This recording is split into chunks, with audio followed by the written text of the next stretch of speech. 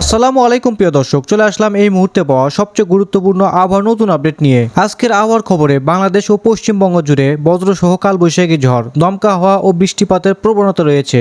উত্তর ও পূর্বাঞ্চলে ভারী বর্ষণের আশঙ্কা, পাহাড়ি এলাকায় ভূমিধসের সতর্কতা। দক্ষিণবঙ্গে গরম থাকলেও রাতে ঝড় বৃষ্টি হতে পারে। আজ ও আগামীকাল কেমন থাকতে চলেছে 24 ঘন্টার আবহাওয়া, বাংলাদেশ ও ভারতের কোন কোন জেলাগুলোতে কালবৈশাখী ঝড় আসতে পারে জানিয়ে দেবো বিস্তারিত।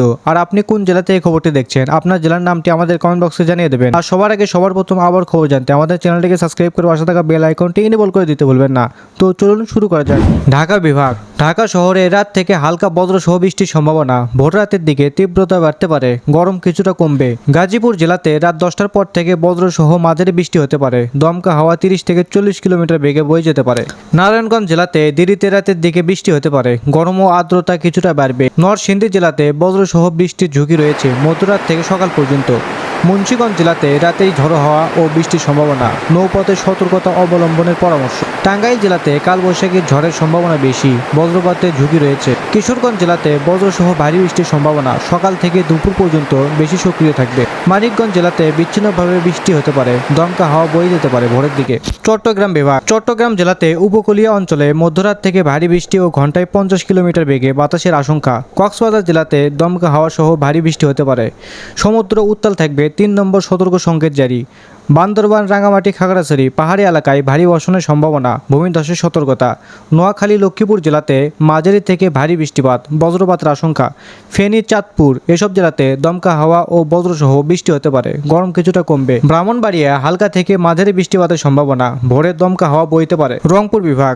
রংপুর জেলাতে রাত 9টা থেকে সকালের মধ্যে হালকা বৃষ্টি ও শীতল হওয়ার সম্ভাবনা। দিনাজপুর, ঠাকুরগাঁও, পঞ্চগড় এসব জেলাতে বৃষ্টিপাত হবে রাতেই। ঠাকুরগাঁও ও পঞ্চগড়ের তাপমাত্রা 22 ডিগ্রির নিচে নামতে পারে।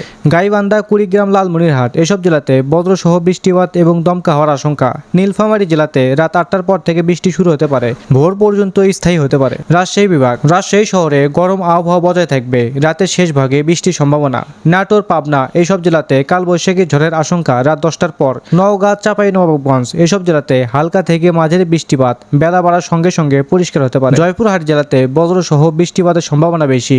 সিরাজগঞ্জ, বগুড়াতে রাতেই কালবৈশাখী ঝড়ের ঝুঁকি, বজ্রপাতের সতর্কতা। ময়মনসিংহ বিভাগ। ময়মনসিংহ জেলাতে রাত 9টার পর বজ্রসহ ঝড় শুরু হতে পারে, সকালের দিকে ভারী বৃষ্টিপাত। জামালপুর জেলাতে দমকা হাওয়া ও বজ্রসহ বৃষ্টিপাত, রাতে 50 কিলোমিটার বেগে ঝড় ও বাতাসের আশঙ্কা। নেত্রকোনা জেলাতে কালবৈশাখীর ঝড় ও ভারী বৃষ্টির পূর্বাভাস। শেরপুর জেলাতে দমকা হাওয়ার সঙ্গে মাঝারি বৃষ্টিপাত হতে পারে, বজ্রপাতের সতর্কতা। খুলনা বিভাগ। খুলনা, যশোর জেলাতে বিকেল থেকে মেঘলা, রাত 8টার পর বজ্রসহ ঝড় ও বৃষ্টির সম্ভাবনা।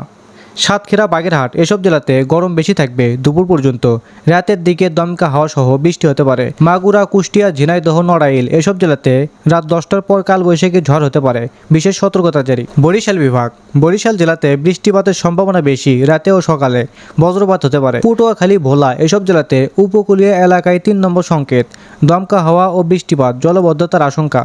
বড়গুনা, পিরোজপুর, ঝালকাঠি এসব জেলাতে কালবৈশাখীর সম্ভাবনা, নদী পথে সতর্কতা আবশ্যক।